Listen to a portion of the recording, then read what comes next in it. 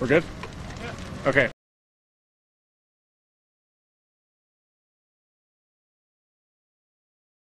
Dakota Access Pipeline, which is scheduled to have an eviction force move on at any minute now. The security shack that was at the north gate, where security crews have been checking everyone coming into the camp since this camp was first set up last August, was just set on fire a few minutes ago. You can see that security building is now completely engulfed in flames. People have set up some barricades. There's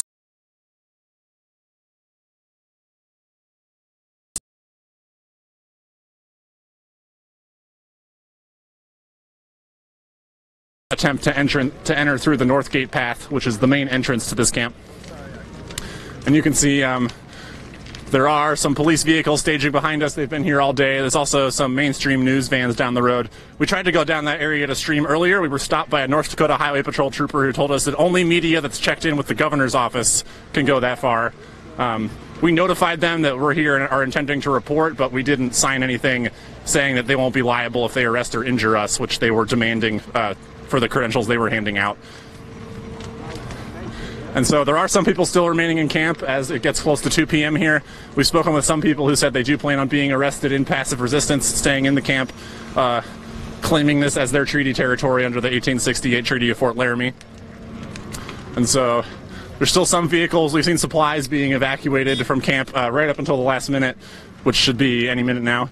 And we're still waiting to find out if they're going to move in right at 2 or if they're going to sort of wait people out. And a lot of times what we've seen with evictions of Occupy encampments and stuff like that is the police will set a hard deadline and then still wait hours and sort of get people to tire themselves out before they move in on the crowd. So it's 3 minutes until 2 p.m. here outside the Oseti-Socoan encampment. You can see some North Dakota Highway Patrol cruisers and state troopers in uniform moving around over there. You want to see if you can zoom in on the barricade? You can sort of see it. You can't? Okay.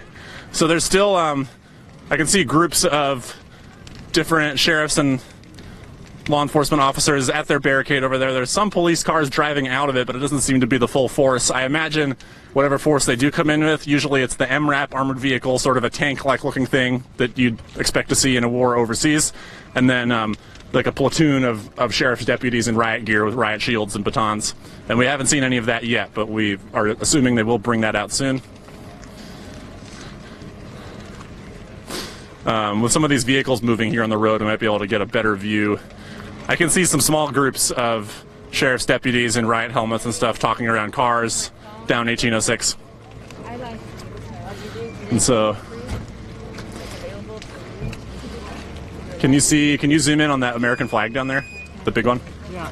So, that area down there where there's an army tent with a giant American flag draped over it, if you go back and find our live stream from earlier this morning, we interviewed a man who said that he said maybe up to 20 other people were planning on being arrested right in that area as an act of passive resistance to, take a stand that this is their treaty territory and that the United States government claims this as their property, but this is actually territory of the Great Sioux Nation, which is represented by, I believe, 5 modern Native nations. And so yeah, there's people in that area down there on the north side of camp, and then just right up the hill, there's police cruisers that look like they could be ready to drive down in there. There's a fence, but before we've seen law enforcement send in fence cutting teams when they want to move through these sort of rural farming barbed wire fences that are all over this part of rural Morton County.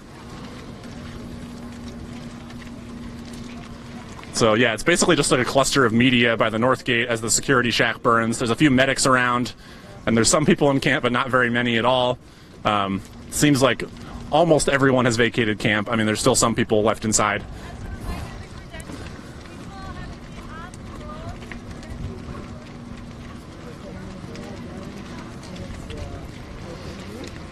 So, yeah, we're just waiting to see what happens here. I do see more, it's not like a full force that I think they would move.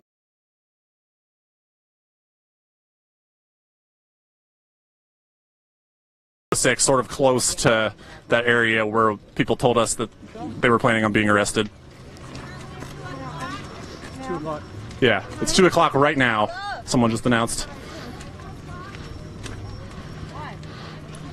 So this woman is walking around. She has a thing pinned to her that says neutral actor. We've seen her talking to the police and come back and telling stuff to the crowd.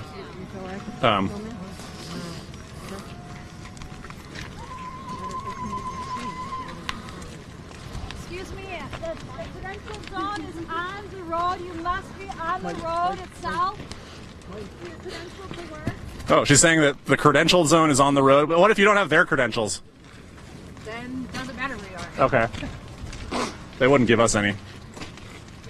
If we're exiting, does that help? Yeah. So would she say if we're not credentialed, it doesn't matter? She said. Their credentials, then it's with the Morton County? Oh, okay. Okay. And being on the road is... This is the 61806. If you're on the governor's list. Is that the same as sheriff's list? Yes. But so, Or should be on it? so what about press that isn't on the governor's list? Do you know did they say what's up with that? That it's treated just like everybody else who's here. On Okay. the road too? Anywhere. Yeah. Anywhere. So they're going to be coming through and sweeping for credentials. Okay, so you're not a liaison for Morton County, right? You're like sort of a go-between. Can you just explain that role real quick? Sure. I'm a neutral. Okay. Like, are you here with any sort of organization or just on your, like... Completely neutral so that I'm not on the clock or Okay. paid by anybody. So how did you find yourself in the role of, like, transmitting these messages from the police to the people here in camp? I can't discuss that Okay. right now, but thank you. All right. Thank you guys for being here to document. So yeah, there's still a group of people remaining inside the boundaries of camp. Seems like they intend on being arrested. We're just here to report, we're hoping we don't get arrested. We're outside of camp at 2 p.m. And this video evidence shows that.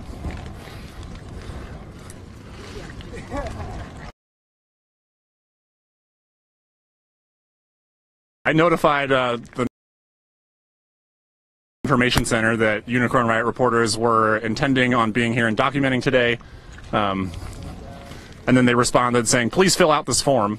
And the form asked for like your name and your signature, and also saying that I hold all government authorities not responsible for any arrests or injury to my person or damage to my property. And we weren't going to sign that, but we're still reporting here. So we didn't ask permission from them to be here, but we told them that we are here intending on reporting, and we're here. We've been outside of camp since before 2 p.m. and we're just here on a public road to report on whatever the North Dakota authorities are about to do with this camp here. You want to see if we can get a position from slightly further back? No. No? Okay. Yeah. Okay, so yeah, people are sort of milling around the security shack as the flames have died down, but they're still going. Most of the structure has been consumed. There's some more structures burning down there. Yeah, we've received no communication from the Morton County Sheriff, North Dakota Highway Patrol. We spoke with someone who seemed to be relaying messages from them, but that wasn't verified to us. The police haven't announced anything on a speaker or anything. It's 2 p.m. It's probably closer to 2:05 p.m. by now. There's some other news crews here. It's basically all press and legal observers right here outside camp. There's some people inside camp still.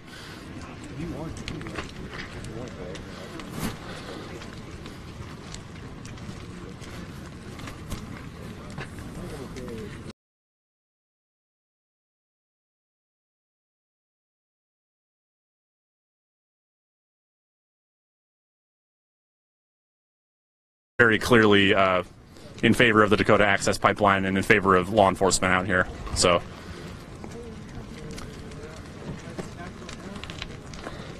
the sheriff's department has been Just hold this for a second. okay. You can keep talking. I just need to warm my hands up. So yeah, from the beginning of this struggle, the Morton County Sheriff's Department and the state of North Dakota in general have basically been waging information warfare against everyone here. They've circulated reports that pipe bombs were being made in the camp. That was never verified. They've circulated reports that people were hunting and butchering cattle from the surrounding area. That's never been verified. They claim that Sophia Wolanski's injuries on the Backwater Bridge on November 20th, which were clearly a result of police, firing explosives into the crowd.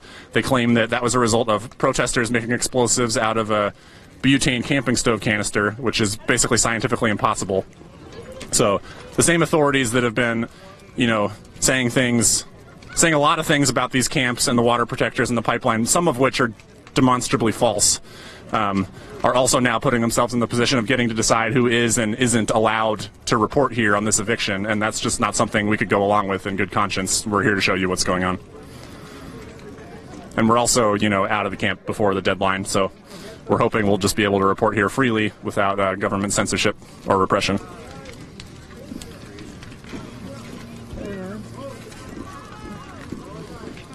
And so, yeah, the sign says fear, and it's pointing towards where some of the police are set up on what used to be the Lost Child camp, and then truth pointing to the camp.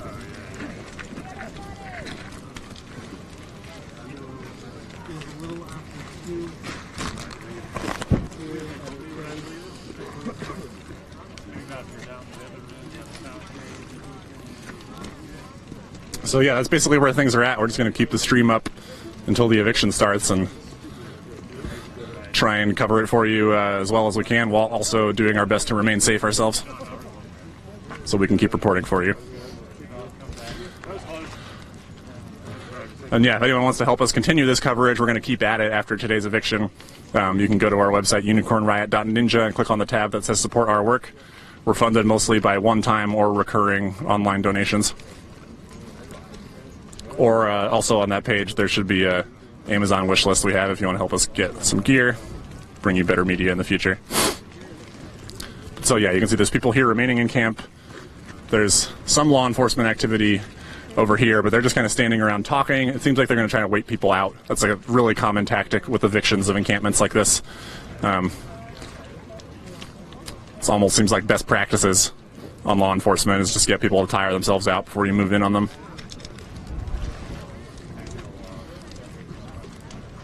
So there's probably... Oh. Hello everybody.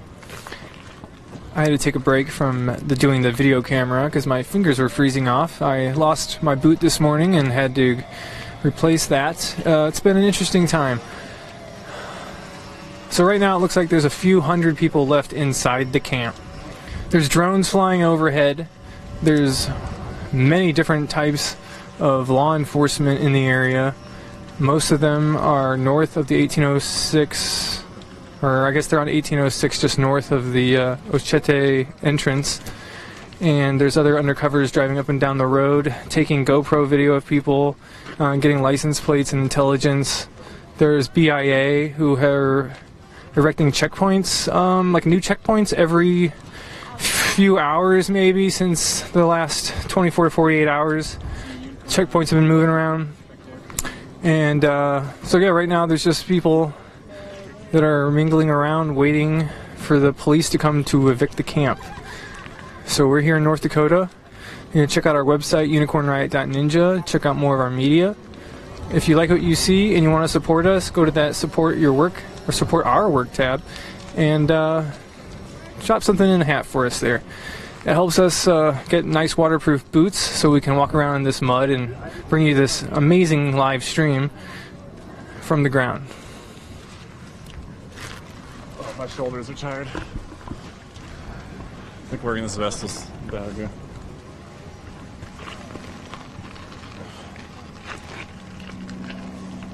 Only bad till you get shot. Yeah, I'm just going to sit like this for a minute. It's easier this way. Talk about how it feels, you know? How it feels wearing the vest? Yeah, you know, like, okay, so... why do you have to wear it? Why? Yeah, so based on our experiences out here reporting, we've, on November 20th on the Backwater Bridge, we did some live streams and shot a lot of video of police. Basically, there was like a crowd of hundreds of people gathered there after the police started firing tear gas when some people tried to remove a barricade that law enforcement and the military had left there of some burnt-out trucks.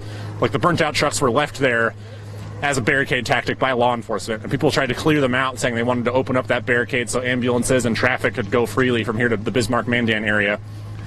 And then that situation escalated really quickly. Law enforcement basically started firing tear gas and concussion grenades repeatedly into the crowd and also hosing people down with freezing water and sub-zero temperatures. And also our reporter Pat, who's based in Denver, was out here to cover that with us, and they shot his press pass off his chest with a rubber bullet. Other people have been shot in the face with rubber bullets. John Ziegler, who goes by Revolutionary Z, another independent journalist, live streamer who's been out here for months, had police on that same bridge shoot him in his finger on his phone hand while he was live streaming. So we decided to wear ballistic protection vests while we're out here because we are concerned about having things shot at us. They're really heavy. That's why I'm sitting down this way, is just to give my shoulders a break. We've been wearing these for a while, and it's like not really that comfortable, you know. I think it's sort of like a muscle. Maybe you get used to it, but not really used to having to wear bulletproof vests to feel safe to report the news. Our donors paid for them. Yeah, and so, yeah, we bought these vests with donations, so we really appreciate everyone's support. Plane flying over. So yeah, there's a single-engine aircraft circling the area. There's usually been one or several of those, and helicopters making daily low flights over this camp and some of the other camps. There's a yellow helicopter that's been a common sight out here the entire time that's owned by the Dakota Access Pipeline, but they let law enforcement ride in it with them. So there's been basically the entire time hand-in-hand collaboration between Dakota Access LLC and the Morton County Sheriff, North Dakota authorities. Like, they coordinate together when people would do direct actions at pipeline sites. They coordinate together in their surveillance of the camp, and they share a helicopter. Looks like some of the people staying in camp have set up a table with some food and water and stuff on it. We're still seeing some people hike out with their bags and stuff. And yeah, it's well past 2 p.m. now, and there's been no sort of announcement or anything from the law enforcement contingent that's accumulated on the north side of 1806. Seems like they might be trying to wait people out. Wanna go down? Yeah, okay, we're going to take the stream down for a minute and just try and get a view of what's going on further up the highway. But yeah, we'll be back live in a few minutes, and certainly if anything happens, we'll be live again right away.